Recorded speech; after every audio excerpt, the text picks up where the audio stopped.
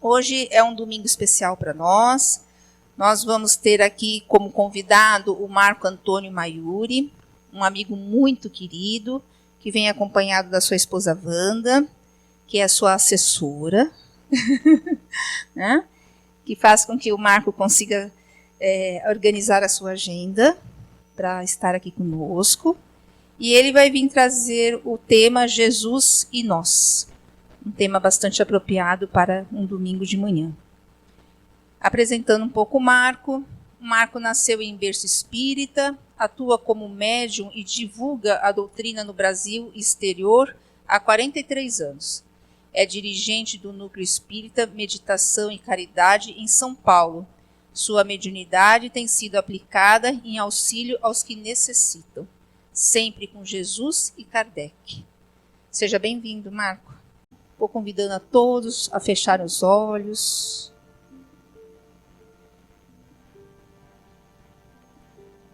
A elevar os pensamentos. E entrando em sintonia com a espiritualidade que nos aguarda, que nos recebe, com todo o amor, com todo o carinho. Espiritualidade essa que nos conhece, espiritualidade essa que está sempre ao nosso lado, nos fortalecendo e nos intuindo. Vamos então, nesse momento, deixando os nossos problemas um pouquinho de lado, para que possamos puramente absorver as energias que aqui se fazem presentes e para que também os nossos pensamentos possam estar em sintonia e em total vibração com a palestra desta manhã, para podermos absorver o aprendizado nesse tema tão importante que é falar de Jesus. E mais do que falar de Jesus, é trazê-lo vivo para dentro de nós, para que possamos ser, sim, os seus fiéis servidores e seguidores. E assim, ó Pai, felizes de estarmos aqui todos juntos, nessa manhã bendita, nessa manhã calorosa, nesta casa de amor e de luz, que recebe a todos com o coração repleto de amor, de felicidade, nessa comunhão de pensamentos e de ideais, é que nós vamos nos unindo cada vez mais ao Cristo. E com os nossos pensamentos elevados e sentindo todas as energias, nós vamos dizendo: Pai nosso que estais nos céus, santificado seja vosso nome. Venha a nós o vosso reino. Seja feita a vossa vontade, assim na terra como em todo o universo. O pão nosso de cada dia dai-nos hoje e sempre.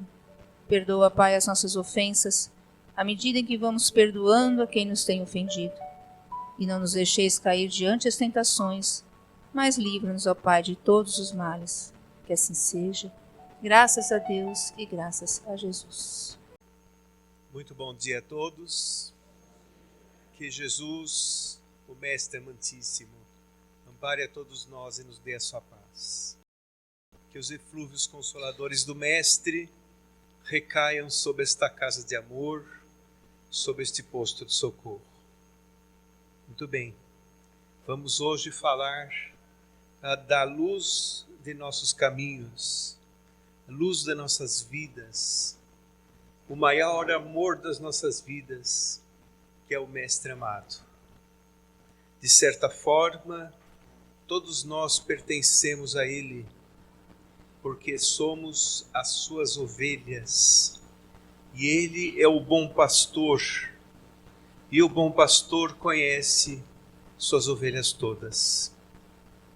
Nós vamos falar esse tema que foi inclusive inspirado pelos amigos espirituais, Jesus e nós. Nós vamos falar tanto da diferença de Jesus para nós, como da proximidade de Jesus em nós. Então é muito importante nós, da doutrina espírita, nós quando falamos de Jesus é um motivo de muita alegria, porque conforme a questão 625 do Livro dos Espíritos, quando Kardec pergunta aos espíritos da codificação quem é o espírito mais perfeito que já pisou a terra, e os espíritos foram unânimes em dizer Jesus, para servir-nos de modelo e guia. Quando nós traçamos algo como sendo um modelo, significa que é uma meta a ser atingida, não é? Nós temos aquele modelo, aquela referência, e todos nós, durante a nossa existência, estamos procurando seguir aquele modelo. E quando nós pensamos na questão de ser um guia, é a forma pela qual nós chegamos nesse modelo. Então veja, nós estamos sob a tutela de um espírito que é um co-criador do universo, um espírito sublime, vindo das esferas longínquas, esferas sublimes e felizes, para nos socorrer. Certa vez nós estávamos pensando na casa espírita que frequentamos, por que a espiritualidade superior iria enviar um espírito como este em um planeta tão pequeno e longínquo, em uma galáxia que não é das maiores, para nos auxiliar. Pelo próprio amor de Deus, nosso Pai. Porque aí nós percebemos o seguinte, a nossa evolução, ela não está só por conta de nós mesmos. Está amparada por Deus, nosso Pai, que ampara e sustenta a sua criação. De modo que, ao enviar um espírito como este, veio dar um impulso evolutivo a nós, seres humanos, ainda tão imperfeitos. Né? Ontem, no seminário que fizemos aqui nessa maravilhosa casa, nós tivemos a ocasião de dizer que quando a Terra foi formada, há 4 bilhões e 500 milhões de anos, Jesus já era um espírito crístico, já era um espírito puro nas mais altas graduações, participante da grande obra de Deus nosso Pai. E esta categoria de espírito conhece a essência do Criador. Nós aqui nesse nível evolutivo que estamos, nós conhecemos Deus por suas obras, não é? Está mesmo no Livro dos Espíritos, fala a respeito disso. Nós conhecemos Deus por suas obras, porque nós não temos ainda uma expansão mental, uma expansão da sensibilidade, da consciência. Estamos em um processo educacional do espírito, né? E à medida que nós nos amadurecermos como espíritos eternos que somos, nós vamos entender mais a Deus nosso Pai, não é? O que significa. Por isso que Jesus disse assim, eu e o Pai somos um. E muitas pessoas confundiram, acharam que Jesus era Deus. No livro Obras Póstumas fala muito claramente, em vários textos, onde se diferencia, dizendo que Jesus não é Deus. Jesus é como se fosse um intérprete das leis do Criador para todos nós. Ainda espíritos muito falíveis, espíritos muito com uma visão muito obtusa ainda, não é? Vocês podem perceber, nós caminhamos felizes e contentes pela terra, às vezes uma pequena vicissitude, o nosso padrão vibratório já desaba. Aí advém o pessimismo, o derrotismo, trazemos outros fantasmas psicológicos para nós e não conseguimos sustentar a marcha. Mas quando nós conseguimos compreender as lições de Jesus, nós ganhamos um fortalecimento, porque só de sabermos que um Espírito desse está nos amparando, se nós conseguirmos viver na atmosfera precisa dos seus ensinos, tudo quanto acontece em nossa existência, perceberemos nitidamente que passará. Passarão as vicissitudes, passarão as dores, passarão as aflições. Ele mesmo disse: vinde a mim, todos vós que estáis aflitos e sobrecarregados, eu vos aliviarei. Tomai sobre vós o meu fardo, leve meu fardo e suave meu jugo. Vinde a mim. Vejam que quando ele falou isso, ele não disse que iria resolver todos os nossos problemas, que cabe a nós mesmos resolver em nossos compromissos reencarnatórios, porque são compromissos importantes para a nossa evolução. As vicissitudes que carregamos em nossa vida são mecanismos evolutivos importantes para nosso aprendizado, para forjar o nosso espírito. Então ele disse muito claramente: eu vos aliviarei. Eu lhes darei paz, eu lhes darei ensinamentos, eu lhe indicarei o roteiro seguro, para que você se fortaleça e consiga vencer as suas etapas evolutivas através da multiplicidade das existências. Mas para que isso ocorra, vinde a mim. Significa nós irmos até Jesus cumprir os desígnios. Nós percebemos que a mensagem do Cristo se diferencia em muitas questões da sociedade atual. Quando ele fala, por exemplo, para nós perdoarmos incondicionalmente, quando ele fala para nós orarmos pelos que nos perseguem, por aqueles que nos caluniam, concordam comigo que a sociedade anda um pouco diferente disso? Por isso que nós estamos em um mundo onde a mágoa, os sentimentos de ódio, de materialismo, de orgulho exacerbado, estão tão pungentes na humanidade que faz com que o nosso ambiente, agora no momento mundial, passe por grande tribulação. Ele mesmo disse que esse momento que nós estamos passando, ontem nós comentamos a respeito disso, inclusive, quando ele falou assim, que no final dos tempos, final de ciclo planetário, haverá fome e ranger de dentes, guerras, rumores de guerras, pais contra filhos, filhos contra pais, irmãos contra irmãos, o enfraquecimento da fé. Não é isso que nós estamos vendo atualmente? É porque é um momento de testemunho, é um momento de mudança de ciclo planetário. Final dos tempos, como ele mesmo disse. Nós estamos mudando de categoria e essa mudança, nesse nível espiritual que nos encontramos, acontece ainda com muita dor, com muita perda, ou sensação de perda, porque nós não estamos ainda com o entendimento completo do ponto de vista espiritual. Estamos focando nossa visão exatamente em um momento imediatista. Nós não vemos a nossa vida como um todo. Quando nós começarmos a ver a nossa vida como um todo, que hoje nós somos o resultado do nosso ontem e amanhã seremos o que plantarmos hoje, ou seja, somos autores do nosso destino, nós conseguiremos entender essa didática divina que o Cristo expôs com tanta beleza.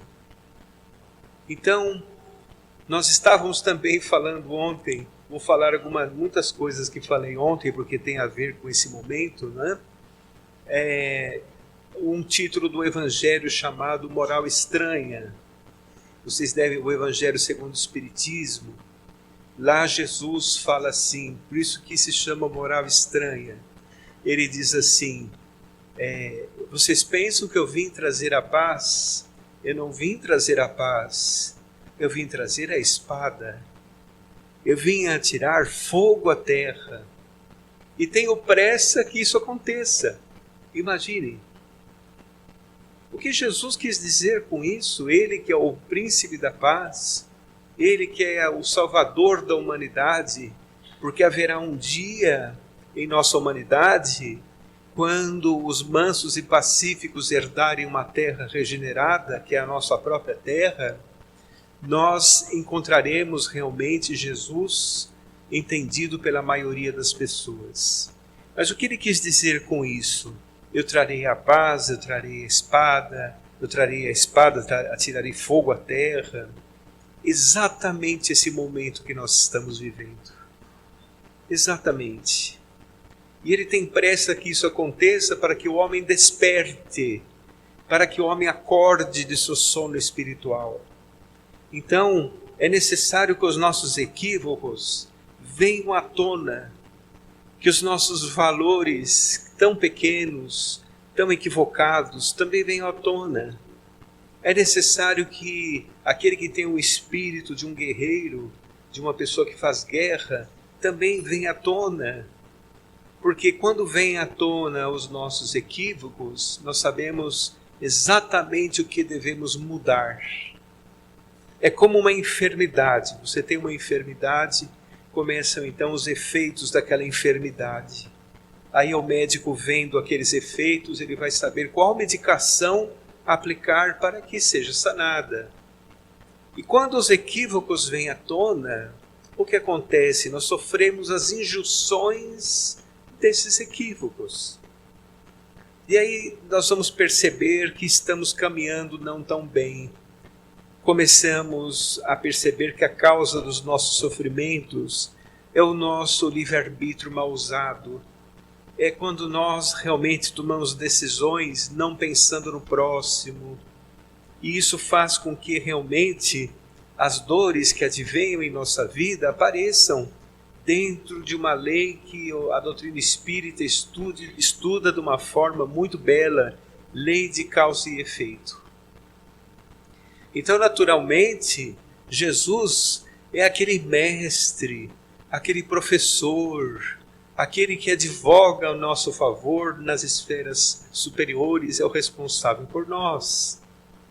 É o governador espiritual da terra, é aquele que sabe dos nossos destinos, é aquele que está muito próximo de nós. Nós falamos, por exemplo, que quando a terra foi formada, ele já era um espírito puro. Nós estamos conscientes aqui no planeta há mais ou menos 250 mil anos. É uma diferença. Uma outra diferença dele para nós é que ele, sem nada ter aqui no mundo, mal tinha sandálias, nem onde recostar a cabeça, diz a nós que venceu o mundo. Por que ele venceu o mundo, poderiam dizer alguns, não é? Alguns que olham a vida de uma maneira imediatista. Ora, ele foi crucificado, ele não transmitiu mais a sua mensagem, mas ele irradiou pelos seus seguidores. Ele venceu o mundo porque está muito acima das vicissitudes terrenas, das iniquidades humanas. Muito acima mesmo. E nós estamos procurando vencer a nós mesmos e não conseguimos ainda. Então percebam, é uma grande diferença de Jesus para nós, não é? Uma grande diferença. Ontem também estávamos comentando que nenhum passo deu o Mestre na terra, perdendo tempo. Todos os seus momentos entre nós foram de extrema lição, extremo aprendizado, desde o seu nascimento. Vamos dar 2 exemplos aqui. Vocês sabem, todos nós sabemos que ele nasceu numa manjedoura. Não é verdade? A manjedoura não é nem um lugar que se nasça, é um lugar onde os animais se alimentam. É uma espécie de cocheira, onde os animais se alimentam. E aquele espírito, que é o maior entre nós, veio à terra em uma manjedoura. Imaginem a primeira lição, que para ele nascer em nossos corações, é necessário que os nossos corações sejam tão simples quanto uma manjedoura. Porque se nosso coração for igual a um palácio, ele não nasce. Nós podemos até conhecê-lo, podemos até ler e entender o que diz os seus ensinos ao nível intelectual, mas para ele nascer realmente em nossos corações, é necessário nós apacentarmos nossos corações, é necessário nós sermos humildes, é necessário nós sermos misericordiosos, fraternos com o próximo. Então, pensando desta forma, ele nasce. Porque você vai começar a colher os frutos trazidos por ele. Você vai começar a entender esta paz diferente, este amor que ele falava que o mundo ainda não conhece, esse novo e estranho amor. Muitas pessoas ao olhar o Cristo diziam assim: quem é este homem que traz uma aura de beleza, de ternura, que comove até as lágrimas, que é simples, mas de uma autoridade como nunca antes vista na terra. Ele trazia uma mensagem realmente redentora para a humanidade. Um outro exemplo é quando ele se adentrou em Jerusalém. Lembra-se que ele entrou em cima de um burrico? Ele pediu que se pegasse o burrico nas vizinhanças, que ele ia entrar em Jerusalém em cima do burrico.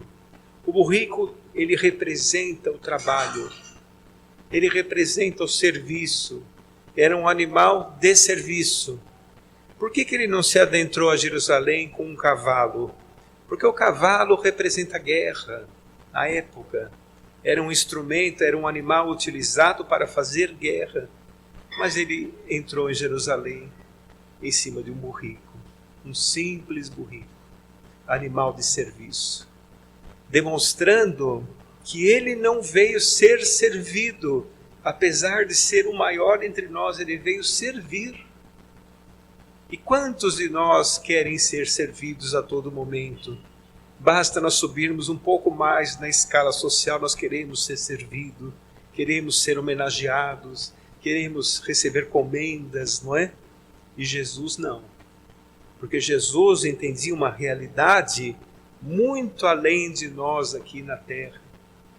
Eu fico imaginando ao alto da cruz, quando ele nos perdoou. Aliás, a maior demonstração de amor do Mestre para todos nós, a maior de todas, foi ele ter saído das esferas celestes e reencarnado e encarnado uma vez só em um corpo físico como o nosso. Sem dúvida nenhuma foi uma transformação de milênios, uma preparação de milênios para ele poder habitar um corpo humano como o nosso e ter conosco, conversar conosco, usar exemplos simples da natureza para dizer lições de extrema profundidade. É o grão de mostarda, é o joio, é o trigo, é o vento, é a ovelha, algo comum assim, coisas comuns na sociedade em que ele estava. Mas eram exemplos imorredouros para a humanidade. Imorredouros. Por exemplo, Jesus quando expôs as parábolas. Aliás, eu recomendo que estudem as parábolas de Jesus. É um estudo maravilhoso, porque a parábola tem ali a didática divina. E através da didática divina é um conceito aberto. Esse conceito aberto, não engessado, faz com que nós possamos dar várias interpretações ao longo das nossas vivências, da nossa própria maturidade desta encarnação. E a parábola também traz, além dos exemplos simples que eu citei nas parábolas, inserido nas parábolas, traz também lições de grande profundidade. Eu vou citar uma parábola só como exemplo, mas antes gostaria de dizer que 3 parábolas que ele citou, falava sempre daquele que estava perdido e retornou. Não é? Quantas pessoas estão perdidas na terra? Estão angustiadas, estão com medo, estão chorosas, estão aflitas. nesses momentos graves, espiritualmente históricos que nós estamos passando. Ele falou em 3 parábolas aquilo que estava perdido e retornou. Do filho pródigo, da dracma perdida, da ovelha desgarrada. São parábolas que fazem com que realmente nós compreendamos que a pessoa pode se atirar no mundo, mas terá que sofrer as injunções da imperfeição do mundo. E quando ele encontra realmente os ensinos de Jesus, ele retorna e é bem recebido, e é motivo de grande júbilo quando ele consegue acordar, consegue despertar. Vou citar então uma parábola, a parábola do samaritano. Lembra-se da parábola do samaritano? Então o homem estava na cidade de Jerusalém, considerada a cidade sagrada, a cidade onde exaltavam ali o Criador, a cidade sagrada, e desceu para Jericó. Jericó era uma cidade devassa, era uma cidade onde não existia coisas boas, né? O que representa isso? Representa que o padrão vibratório desceu. A pessoa se lançou nas iniquidades humanas, nas questões do mundo. E o que aconteceu? Ele teve que sofrer as injunções desta escolha. Foi saqueado e colocado quase morto à estrada. Foi então que a parábola prossegue, dando exemplos maravilhosos, não é? Passou ali então o fariseu religioso, que lá no templo era visto orando, falando coisas assim pertinentes à religião, mas quando ele viu o samaritano, a pessoa ali deitada, aliás, a pessoa que foi saqueada, estava quase desencarnando, ele passou ao largo, ele não socorreu. Porque ninguém sabia o que ele era. Ele era um homem, não sabia a sua raça, ninguém sabia de onde ele era, não sabia o que ele pensava. Era uma pessoa que estava ferida. Passou então uma pessoa que era o escriba ali, que era o administrador do templo, também passou ao largo, não socorreu. Mas passou então um samaritano. O samaritano veio de Samaria. Samaria também não era uma cidade boa, era uma cidade bastante rejeitada pelos judeus. Um grande preconceito de quem era de Samaria. Vocês lembram da mulher do poço que deu água a Jesus? Era uma samaritana também. Nenhum rabino poderia tocar em uma mulher, ninguém poderia nem conversar com ela. Mas então o samaritano foi e socorreu aquele homem, cuidou daquele homem, preservou inclusive quando ele voltasse de viagem, que ele pagaria as despesas, não deu despesas, não deu prejuízo para quem o abrigou, ele pagou a hospedagem até ele se recuperar. Qual que é a lição que existe por trás disso? É a lição que qualquer um de nós pode recorrer à caridade. Qualquer um de nós, independente de quem sejamos. Independente.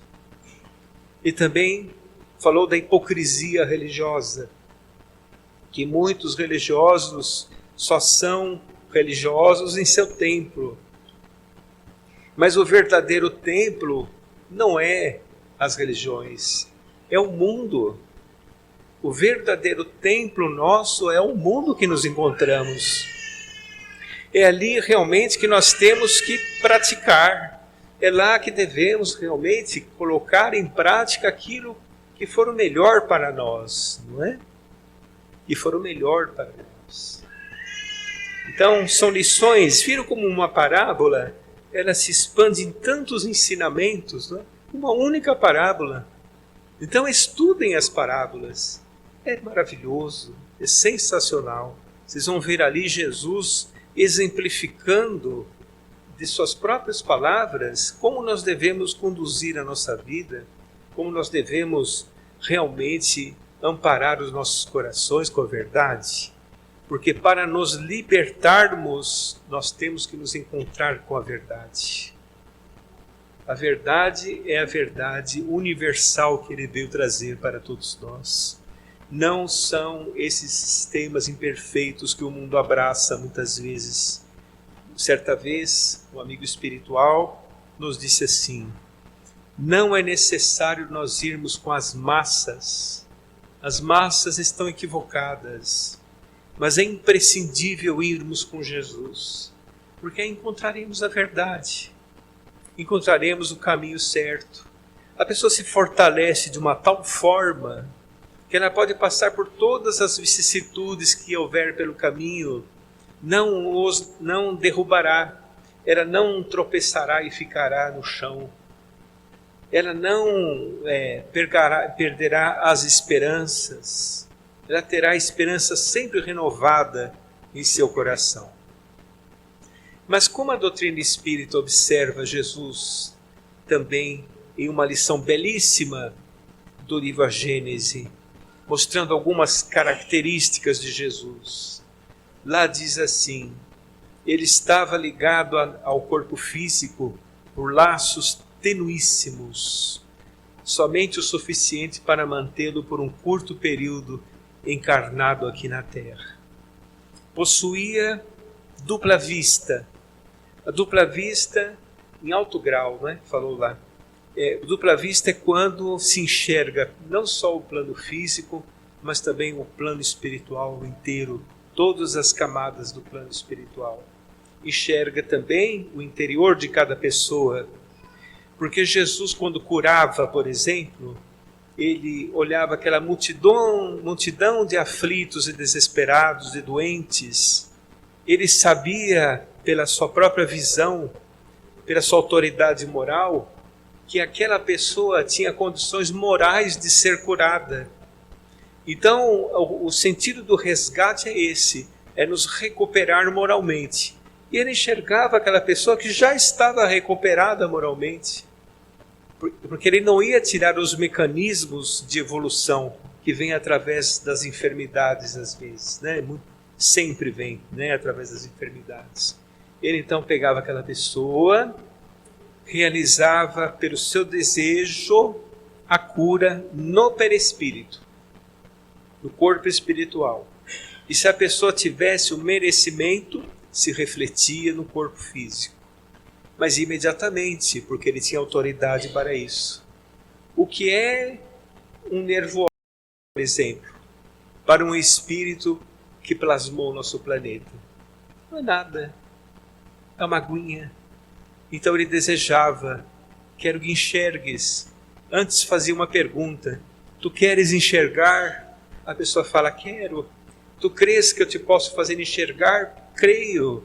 Aí fazia aquele fluxo da fé com o seu poder, e isso fazia com que a pessoa se restabelecesse espiritualmente no seu perispírito, e aquilo se refletia no corpo físico.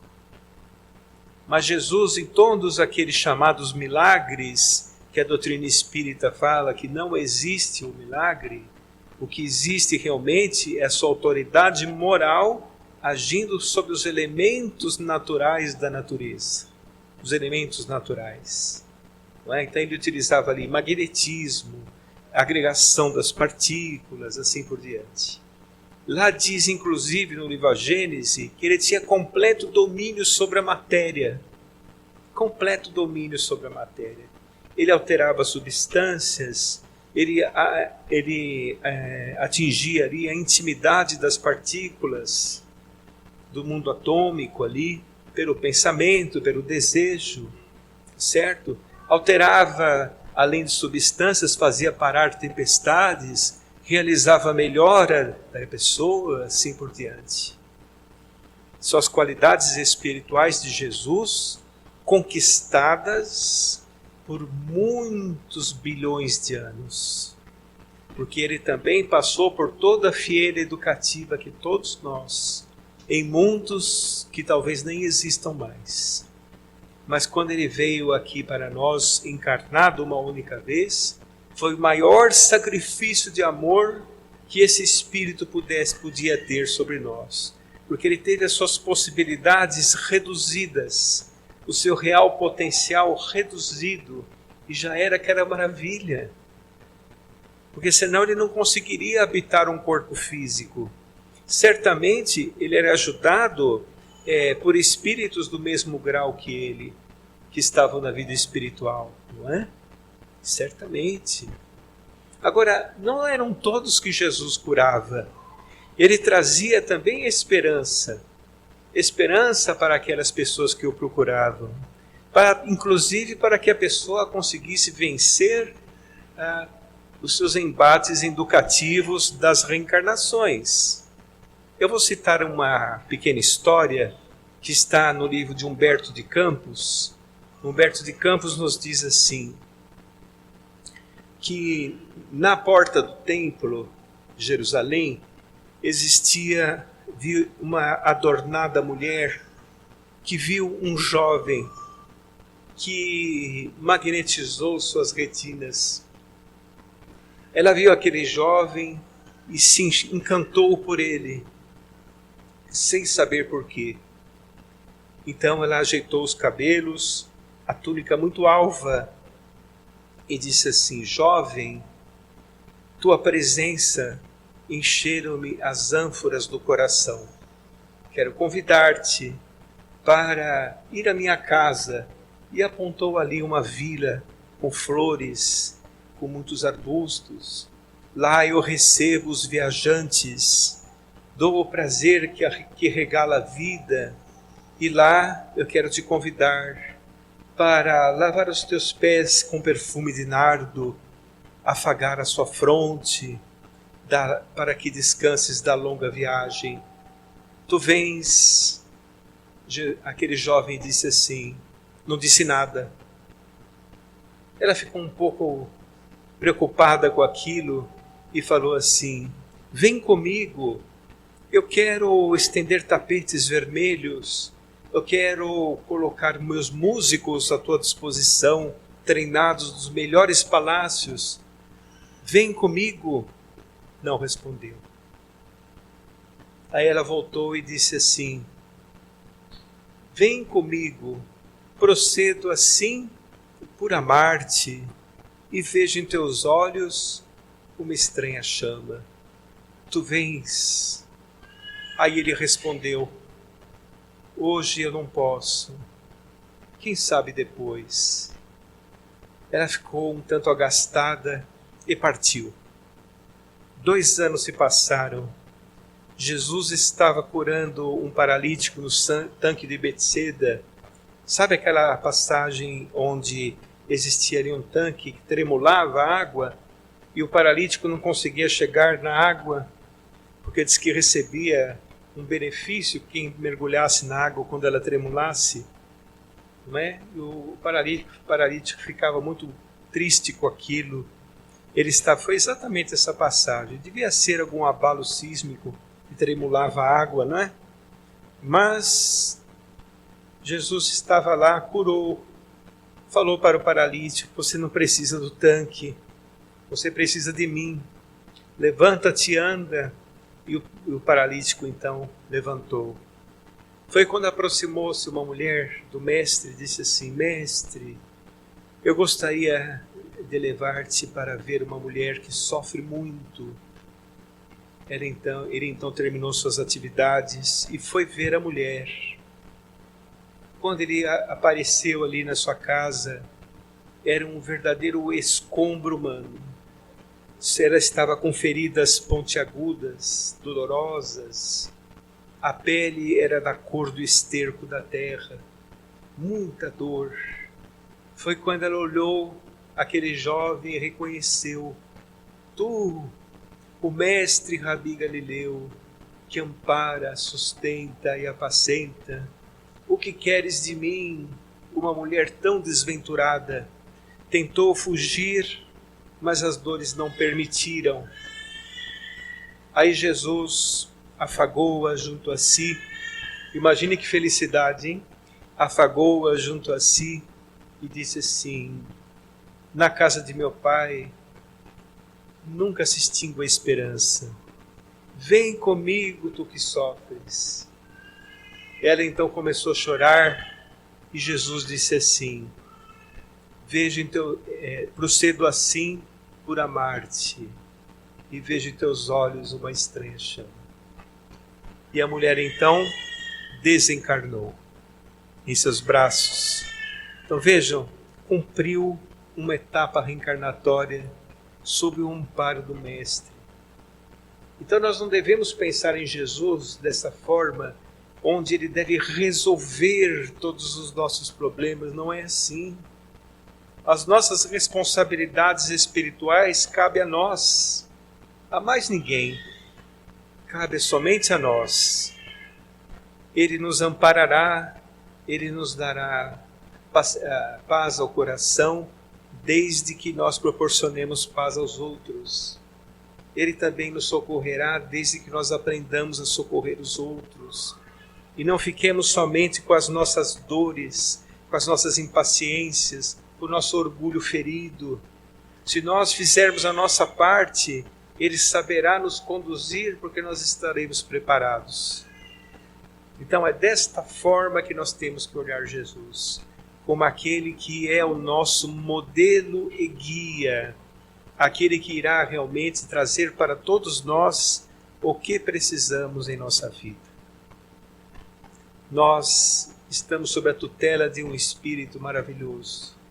Não há motivo para nos desesperarmos. Não há motivo para enfraquecermos a nossa fé. Não há motivo para nós termos medo. Se você chora, se você está chorando em seu coração, mesmo que sem soluços, saiba que Jesus sabe o que você precisa. Recorra à prece, pense nele. Só de pensarmos nele, nós já estamos sintonizados, porque o seu campo aurífico abrange todo o planeta. O campo mental do Cristo envolve todo o planeta Terra. Por isso que quando estamos falando dele, ele lá está. Eu gostaria de encerrar então com uma prece. Uma prece de agradecimento a Deus, nosso Pai, inteligência suprema do universo, causa primeira de todas as coisas, justiça perfeita, amor infinito. A Jesus, nosso amado Mestre, o caminho, a verdade e a vida, o governador de nosso planeta. E aos amigos espirituais que são legítimos intérpretes do pensamento do Cristo, nós agradecemos.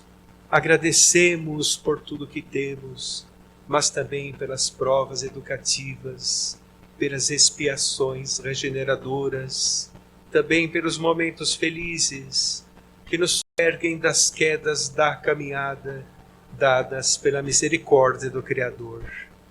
Que esta prece irradie a todos os que necessitam, dando-lhes paz, amor, resignação e perseverança. Pedimos perdão a Jesus por nossas imperfeições, por nossos equívocos, nossas falhas e inconstâncias.